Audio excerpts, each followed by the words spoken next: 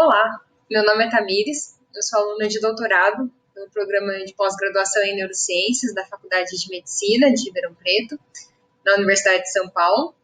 E hoje eu vou apresentar para vocês sobre um conceito que eu tenho muito interesse, né, que é neurotransmissão sináptica. E a minha atividade ela é intitulada A Comunicação Neuronal que dá Química e é Eletrizante, né, fazendo referência aí a dois tipos de comunicação neuronal, no caso, sinapses. Eu espero que vocês gostem, né, desse aprendizado e que vocês consigam acompanhar empolgados aí a minha apresentação. Bom, vocês podem estar se perguntando, por que entender sobre neurotransmissão? E eu pergunto a vocês, eu respondo perguntando, vocês já se perguntaram como o nosso cérebro consegue processar informações do ambiente e, ao entender as circunstâncias do ambiente, elaborar uma resposta ou permitir que nós tenhamos um comportamento para responder àquela estimulação do ambiente? Me faço mais claro. Quando a gente está num ambiente muito luminoso, né? A luz, então, ela estimula. Então, o estímulo luminoso, né, presente no ambiente, vai estimular células receptoras da retina, ou seja, os fotorreceptores.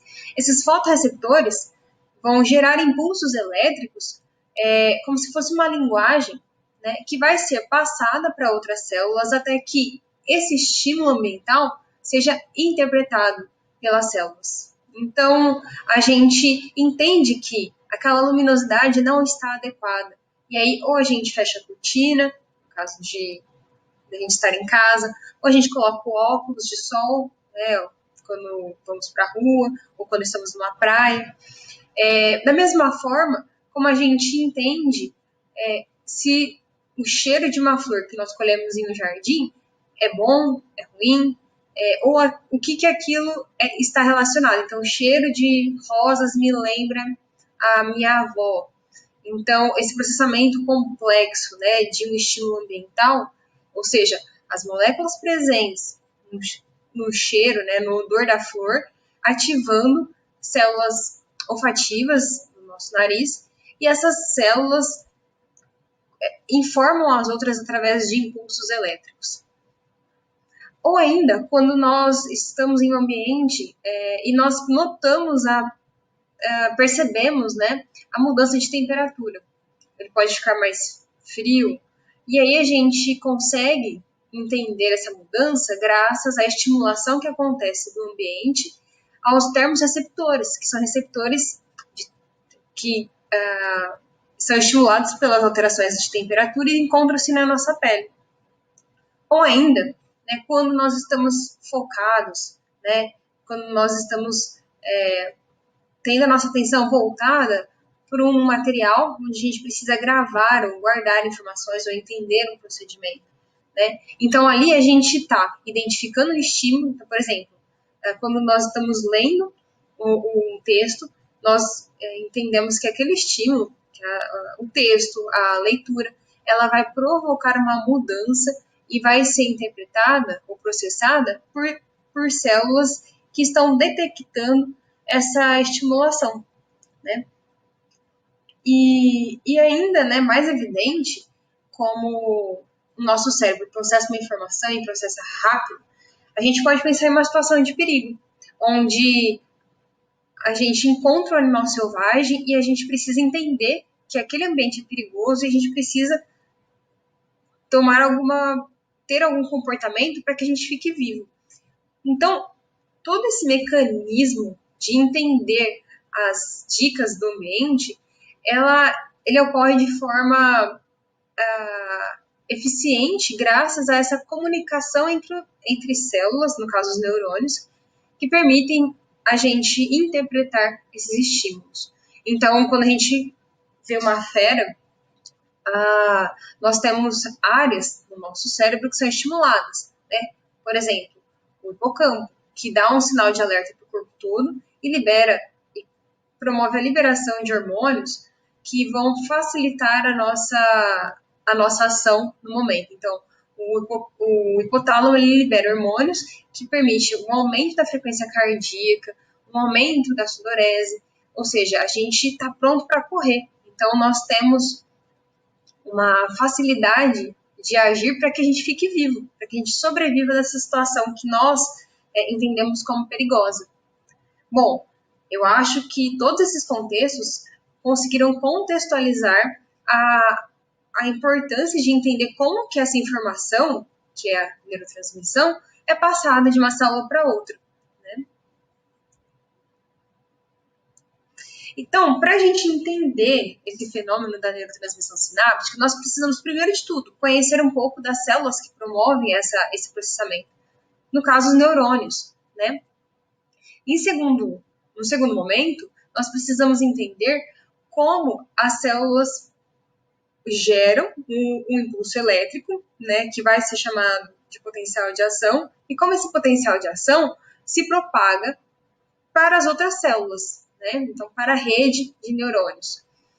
E em terceiro lugar, nós vamos entender como acontece essa transmissão do neurônio pré-sináptico e do neurônio pós-sináptico, ou seja, as sinapses. Como elas ocorrem, em quais tipos acontecem, quais tipos nós identificamos. Né? Então, esses três aspectos eles são importantes para a gente entender sobre a transmissão sináptica. E aí, antes de tudo, nós precisamos entender que o cérebro é um órgão complexo, né, formado por diferentes estruturas, e que essas estruturas elas estão envolvidas com determinadas informações, ou seja, elas são ativadas, né, por estímulos específicos e elas processam informações de naturezas diversas. Né? Então, cada região vai processar informação de natureza diferente. Como assim, Tamires? Bom, aqui eu trouxe um exemplo mais geral para a gente entender que o encéfalo ele pode ser dividido em 4 lóbulos. E cada região, colorida diferentemente, ela vai ser responsável por processar um tipo de informação. Bom, nessa região em vermelho, nós temos um lobo chamado occipital. Esse lobo ele é responsável por processar informações visuais. Já o outro lobo é o temporal, onde aqui ele aparece em verde. O lobo temporal ele é responsável por processar imagens, ou por processar estimulações auditivas, informações auditivas. Então, a gente detecta o som e a origem do som. O lobo colorido em laranja, amarelo, laranja, ele é chamado de lobo parietal. Ele é responsável pela percepção, pelo processamento de informações sensoriais, como tato, dor, calor. Enquanto o lobo em azul é o lobo frontal, e ele está envolvido com planejamento de ações, comportamento, pensamento abstrato, comportamento de tomada de decisão, né? Então, o cérebro, ele tem uma organização, né? E nessa organização promove a eficiência do processamento de informações, né? Lembrando que ele trabalha de forma integrada, então as regiões se conectam, as regiões se integram, né? Não é só o lobo occipital que vai ser responsável por entender informações de estímulos que chegam à nossa retina, mas ele vai ser a estrutura com maior responsabilidade sobre o processamento de informações visuais. Bom, mas Tamires, onde fica o neurônio nisso tudo? Né? Você falou que a gente tinha que entender do neurônio. Bom, o neurônio ele vai estar presente no tecido. Né? Aqui a gente tem o órgão completo, mas o órgão ele é composto por tecidos. Né? E esses tecidos vão ser compostos por células. Né?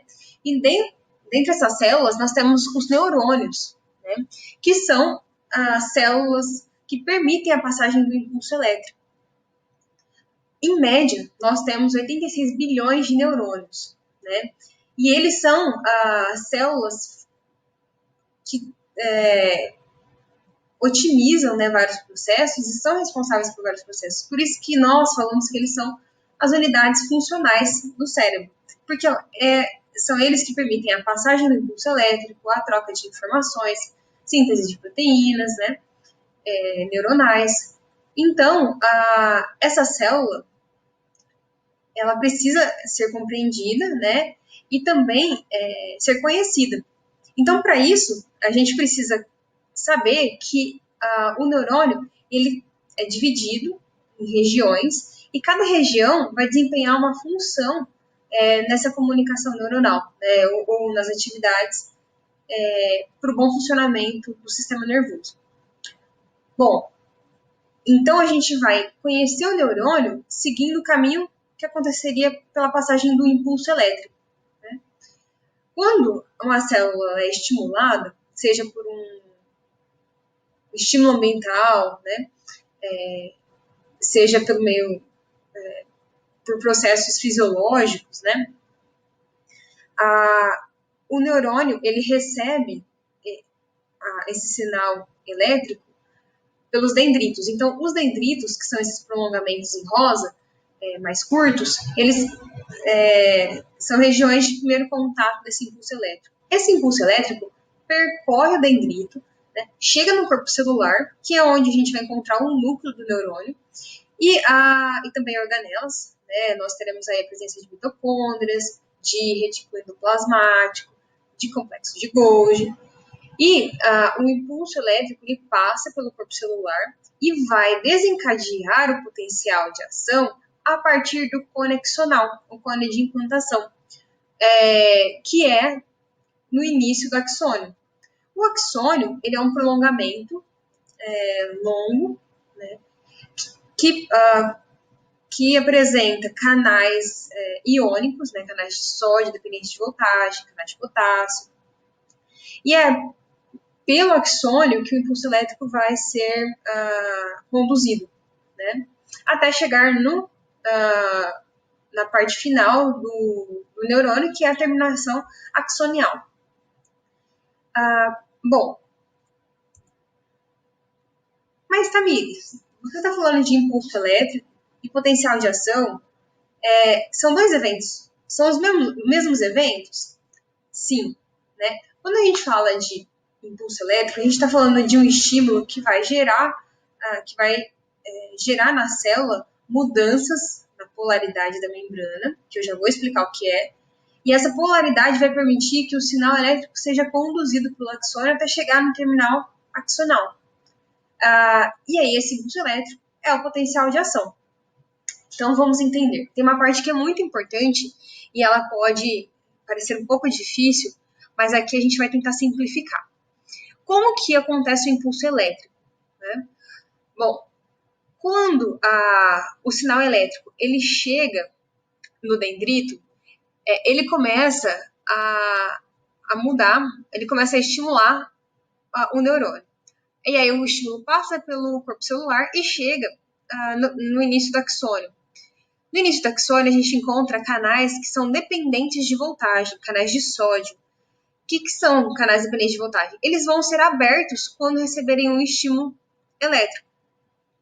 E aí, com a abertura desses canais de sódio, nós precisamos entender que íons presentes no meio extracelular, ou seja, fora da célula, fora do neurônio, vão começar a entrar no neurônio, porque a membrana vai se tornar mais permeável ao sódio. Essa entrada de íons de sódio, né, vai fazer com que o interior do neurônio, que tinha, em comparação ao meio extracelular, menos cargas positivas, por isso ele tinha uma voltagem negativa, vai ficar positivo. Então, vai ter mais íons, ou seja, mais cargas positivas agora dentro do interior do neurônio.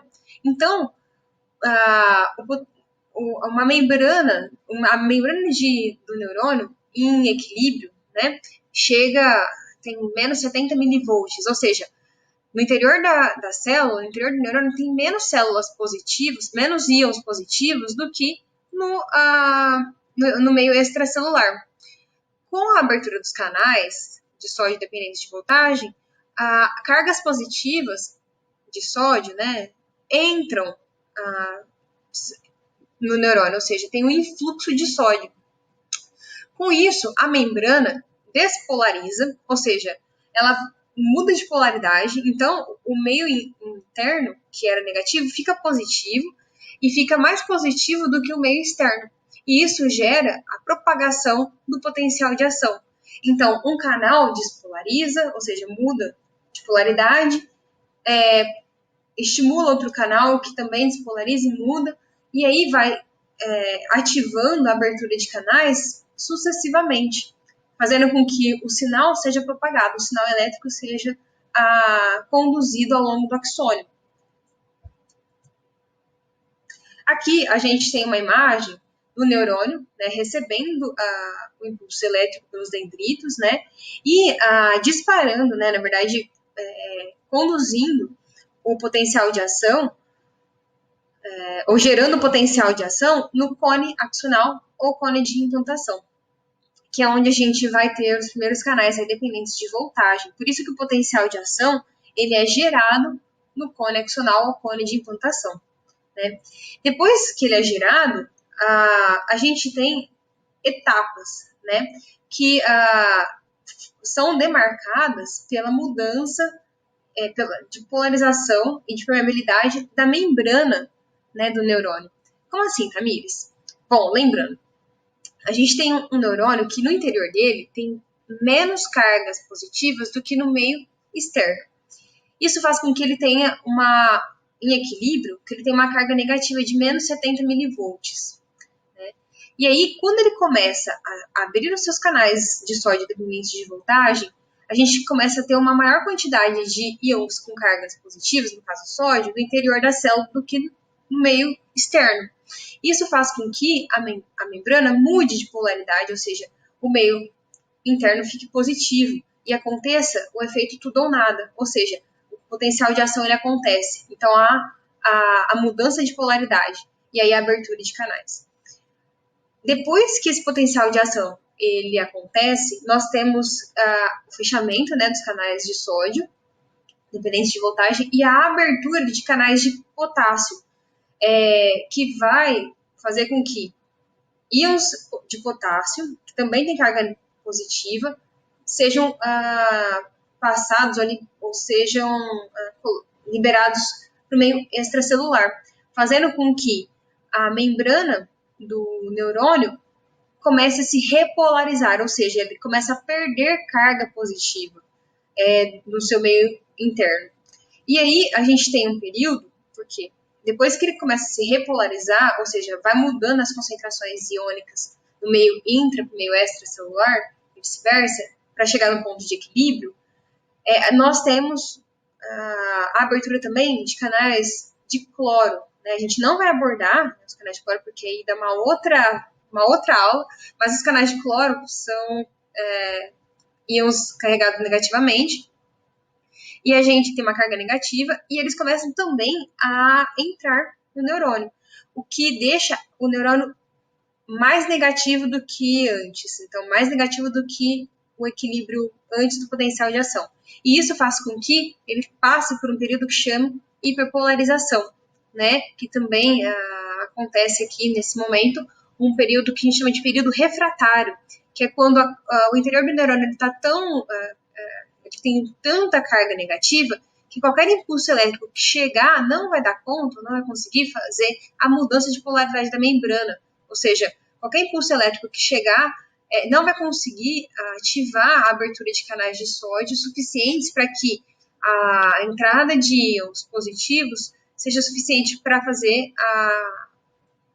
acontecer um potencial de ação. Né?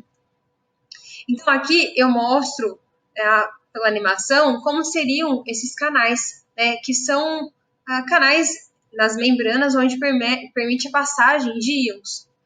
Bom, aqui nessa primeira animação, né, na parte superior da tela, a gente tem um período de despolarização, onde estímulo elétrico promove a abertura de canais de sódio.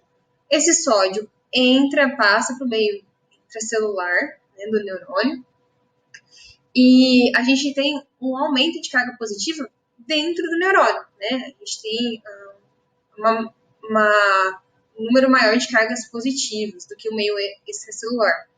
E aí a gente tem esse período de despolarização, onde acontece o potencial de ação. Então a membrana muda a polaridade, né? Depois do período de despolarização e o subsequente a geração do potencial de ação, a gente tem a abertura de canais de potássio, que são canais aqui indicados em roxo. Esses canais de potássio, eles são abertos, e aí a gente tem a liberação, a passagem, né, de potássio para o meio extracelular. E aí a gente tem um período que a gente chama de repolarização, onde a gente vai tendo a saída de cargas positivas. Por quê? O meio intracelular, ele tem menos cargas positivas do que o meio extracelular. Então, a célula vai voltando ao seu ponto de equilíbrio, né, ao seu equilíbrio, estado de equilíbrio. Porém, né, a gente tem a repolarização, mas também a gente tem o período de entrada de cloro, né, que eu não trouxe para vocês. Então, mas a gente tem esse período de repolarização e, na sequência, de hiperpolarização. E aí, o período de hiperpolarização é o período onde a gente tem uma maior quantidade de cargas negativas entrando no neurônio, né? Tem um fluxo de íons de cloro, no caso. Bom, mas então, a gente precisa ter em mente que o potencial de ação faz com que a gente perceba o potencial de ação como uma condução, né? Como algo que seja contínuo e que ele percorra o axônio. Sim, ele percorre, mas não é um único estímulo, né? Na verdade, a impressão que nós temos do potencial de ação correndo pelo neurônio é pelo disparo sucessivo, né? Pela geração sucessiva de potenciais de ação. Então, a gente tem canais distribuídos pela membrana, né? Canais dependentes de voltagem, canais de sódio, potássio, e esses canais, eles são estimulados, eles se abrem e permitem a entrada de íons, no caso de sódio. E com isso a gente tem uma quantidade maior de cargas positivas no interior da célula, que faz com que ela despolarize a membrana. Então, onde a gente tinha mais cargas positivas, fica negativo e vice-versa.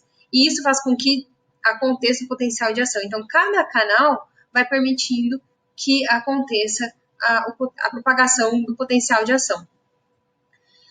Então, essa percepção de que o sinal corre, né, de que o sinal caminha, ela, na verdade, é o mesmo efeito que a gente tem quando a gente vê o fenômeno da ola.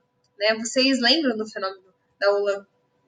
Ou já viram, né? Que é quando em um estádio as fileiras, né, vão se movendo, né? Na verdade, as pessoas nas fileiras vão se levantando sucessivamente em tempos consecutivos, né, na sequência, e dá a impressão de que há propagação, né, há uma onda, né, que percorre o estádio, quando na verdade é a sincronia, né, entre as fileiras, né, entre os torcedores.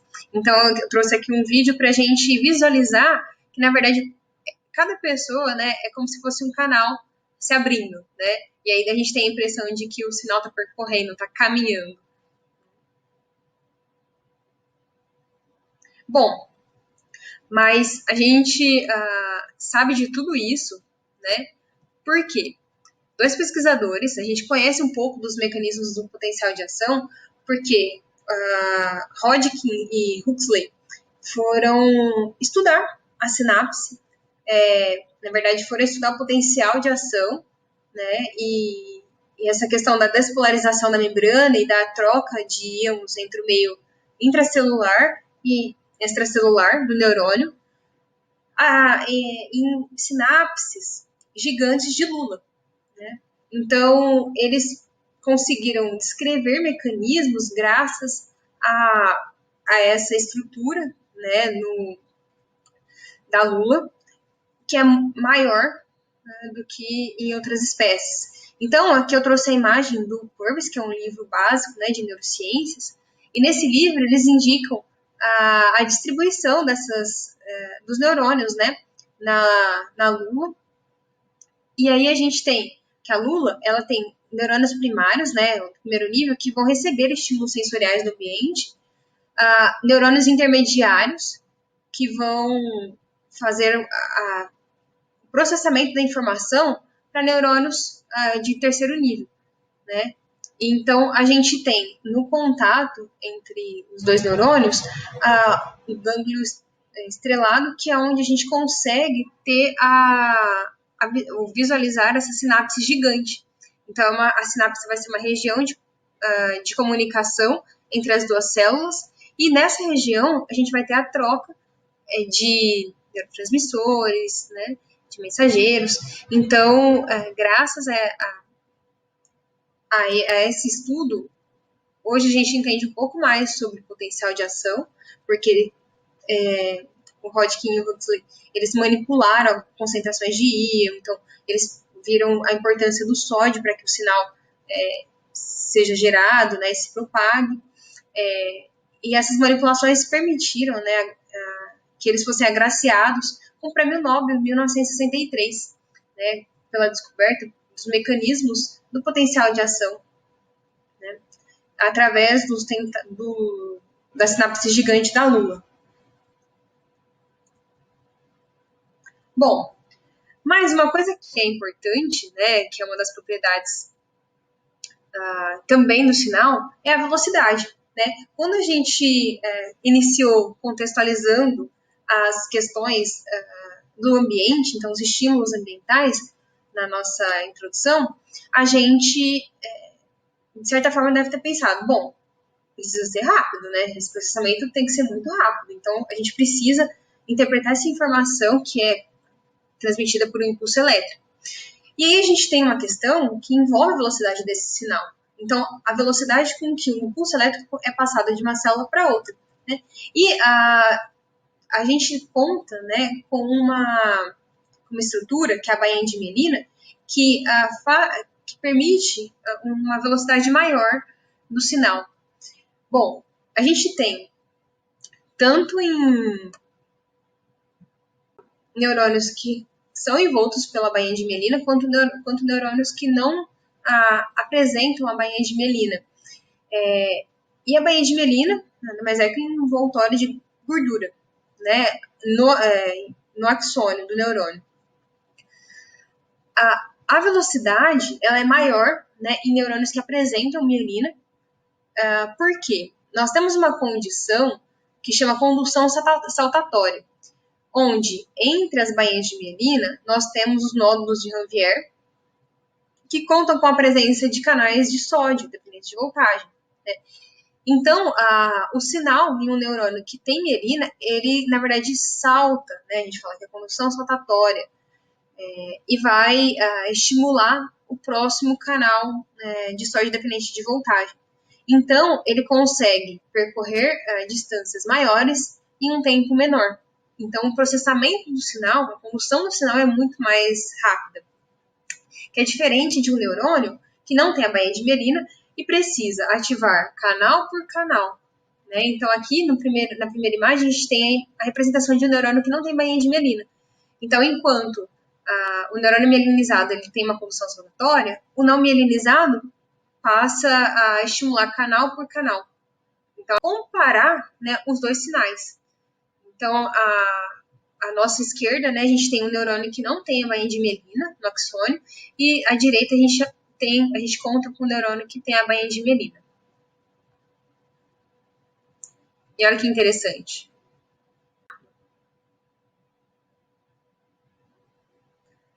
Vocês puderam ver que a velocidade é muito maior, né, e a transmissão da informação é muito maior no neurônio que tem a bainha de mielina, nessa condução saltatória.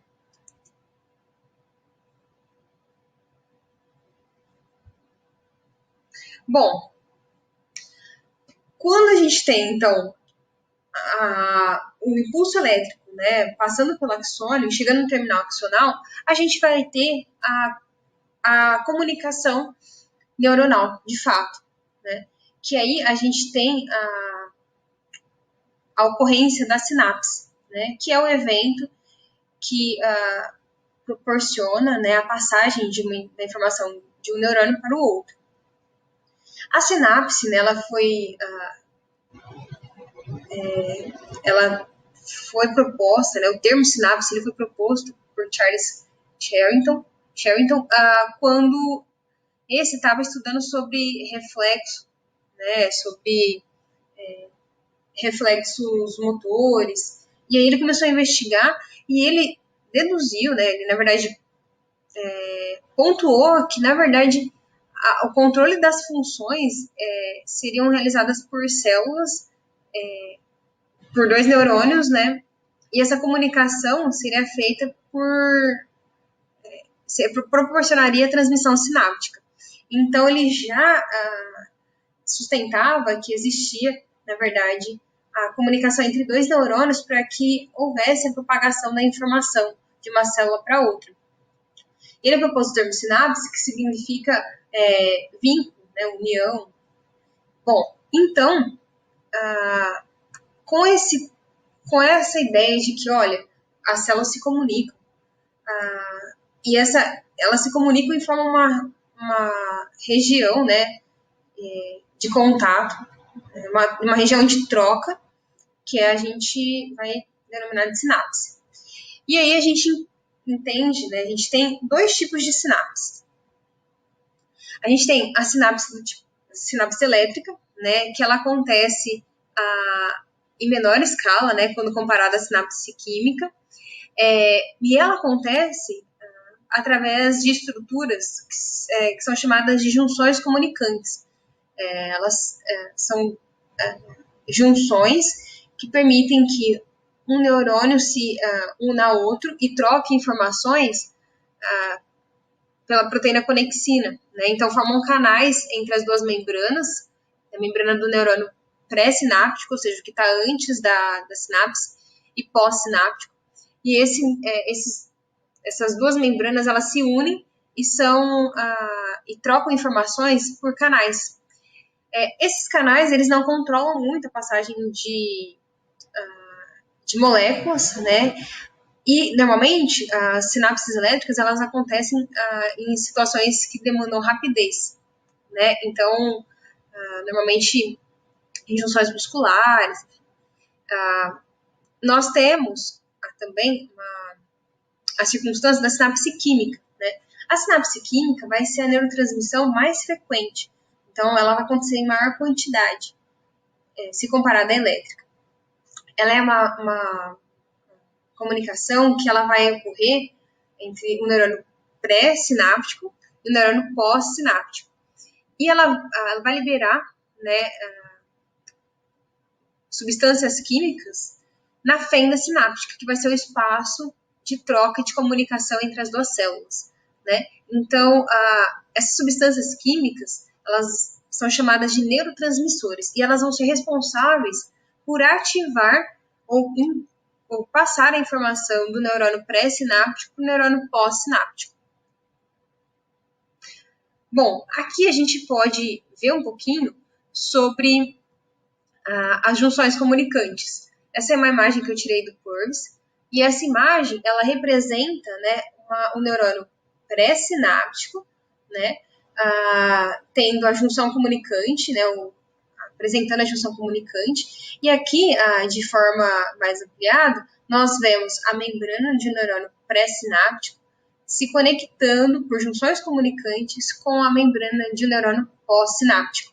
Então, esses canais, né, eles proporcionam a troca de substâncias, de moléculas, de íons, né? Aqui a gente tem uma imagem de microscopia, né, tirada, mostrando aqui, onde tem duas setas, a presença de uma junção comunicante, da mesma forma que aqui. A gente vê a ocorrência de uma junção comunicante. Essa imagem eu trouxe, né, porque ela não é de um neurônio, mas sim de uma outra célula, né, que faz parte das células da glia. E as células da glia tem vários tipos. Nesse caso, a gente tem a representação de um astrócito, né? E o astrócito, ele se comunica com outro astrócito por meio de junções comunicantes. E aqui elas são marcadas em fluorescente, né? Por uma marcação fluorescente, que na verdade a marcação fluorescente ela está expressando a proteína dessas junções comunicantes, que essa proteína é chamada de conexina, né? Então aqui a gente tem a representação da junção comunicante que ocorreu em astrócitos. Bem legal, bem legal. E para a sinapse química, né, a gente entende que elas são mais eficientes e precisas porque elas podem ser moduladas, então elas podem modular a propagação do sinal. E elas acontecem com a presença de cálcio dentro da célula. Então, depois que a gente tem a propagação do sinal pelo axônio, a gente tem a entrada também, não só agora de sódio, né, mas também nós temos a ativação de canais de cálcio. Esses canais de cálcio, eles permitem que o cálcio entre, e o cálcio faz uma mudança no interior da célula, permitindo que bolsas, né, no caso vesículas, que armazenam aquelas substâncias químicas que são responsáveis por ativar o neurônio pós-sináptico, ou seja, os neurotransmissores, o cálcio ele faz com que essas vesículas se acoplem à membrana do neurônio pré-sináptico e sejam liberadas no espaço entre o neurônio pré-sináptico e o neurônio pós-sináptico, que é a fenda sináptica, tá? Bom, então a gente tem a presença dos neurotransmissores na fenda sináptica, e esses neurotransmissores vão se ligar aos receptores, aqui como eu estou indicando, no neurônio pós-sináptico. Então, eu tenho lá o potencial de ação. Esse potencial de ação, ele permite, né, ele é transmitido pela célula, ele é propagado pelo axônio. E ele, a estimulação do impulso nervoso, né, faz com que canais de cálcio sejam abertos.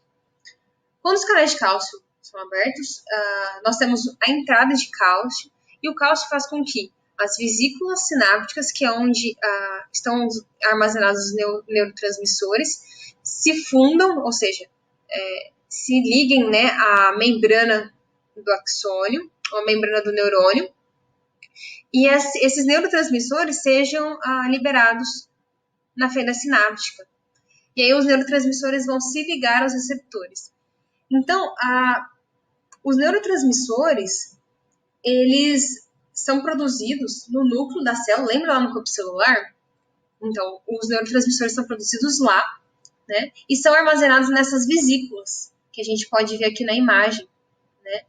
Então, as vesículas, elas comportam esses neurotransmissores que são liberados depois da propagação do potencial de ação.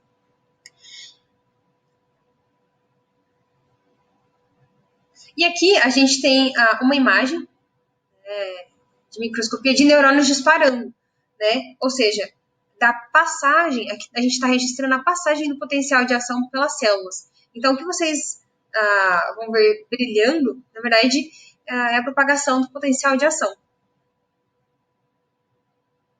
Aqui a gente pode ver bem, né? É bem rápido, né? Essa propagação é muito rápida, coisa de milissegundos, e ela precisa ser rápida, né? Então, aqui a gente tem esse vídeo representando a propagação desses sinais, né? Potencial de ação.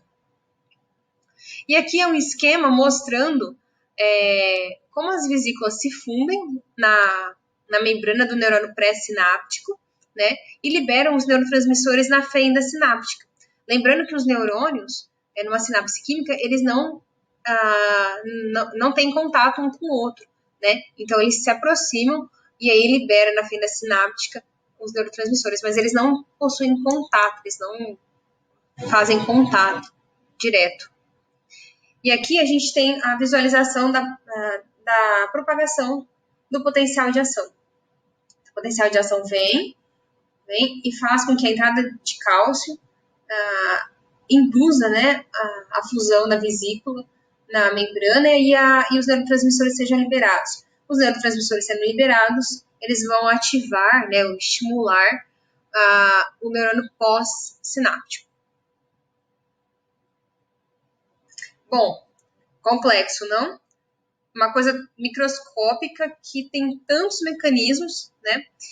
Aqui eu contei um pouquinho desse fenômeno, né? Ele é muito complexo, existem linhas de pesquisa investigando sobre esses mecanismos, sobre como manipular, sobre como patologias, né, ou doenças neurológicas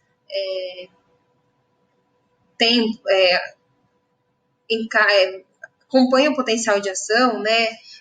Como essa comunicação entre as células, ou a liberação de neurotransmissores acontece, né, em diferentes patologias.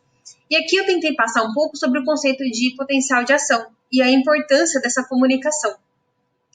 Então, para a gente fazer um resumo dos conceitos, né, e também da sequência de eventos, nós temos que ter em mente que a comunicação neural ela é importante, porque é onde a gente vai processar os estímulos que nós recebemos do ambiente.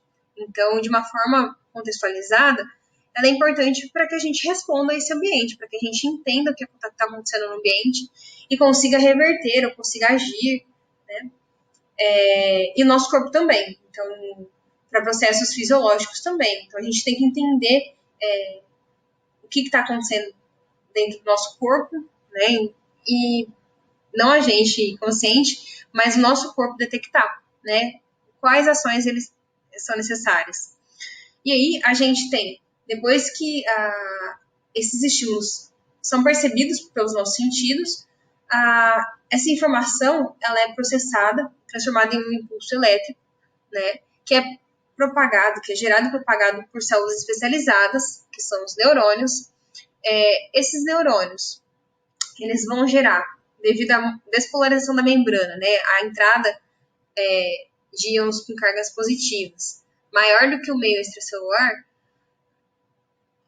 vai gerar uma despolarização da membrana, né, e vai promover o potencial de ação. E o potencial de ação, ele vai permitir a abertura de canais dependentes de voltagem sucessivamente, né, dando a impressão de que o potencial de ação, ele caminha, né, quando ele não caminha. É uma percepção errada. E aí, depois que esse potencial de ação ele percorre o axônio, ele chega na terminação axonial, e aí ele vai ou se comunicar com a outra célula, ele vai passar a informação para outra célula através de junções comunicantes, e vai caracterizar que ela é rápida, né, e é a que acontece com menos frequência no nosso sistema, ou ele vai se comunicar por neurotransmissores, né, então o potencial de ação vai permitir a liberação de neurotransmissores na fenda sináptica, e aí vai caracterizar uma sinapse química, né? E lembrando, né, que os neurotransmissores vão gerar no neurônio pós-sináptico um sinal elétrico também. Ele vai estimular um potencial de ação. Bom, os pontos principais são esses, né? E acredito que a gente entendendo o funcionamento de forma mais geral, a gente consegue depois pensar em detalhes. Espero que vocês tenham acompanhado, né? Então, eu queria agradecer vocês, né? O tema não é fácil, mas a gente precisa começar a entender, né? E começar a trazer questões de forma mais simples. Então, espero que vocês consigam fazer as atividades, né? Sem precisar quebrar muita cabeça. Queria agradecer ao Beto, da Casa da Ciência, né? E a vocês, alunos, que aí, no período de quarentena, estão se dedicando, né? Estão se remoldando e aprendendo a mexer em novas plataformas para poder continuar a aprender mais, né? Bom, qualquer dúvida vocês podem entrar em contato, né? Eu deixo aqui o meu e-mail, que é o tprison@usp.br, e espero estar conversando mais sobre neurotransmissão, neurotransmissores, sobre neurociências. Né? Um abraço e até a próxima.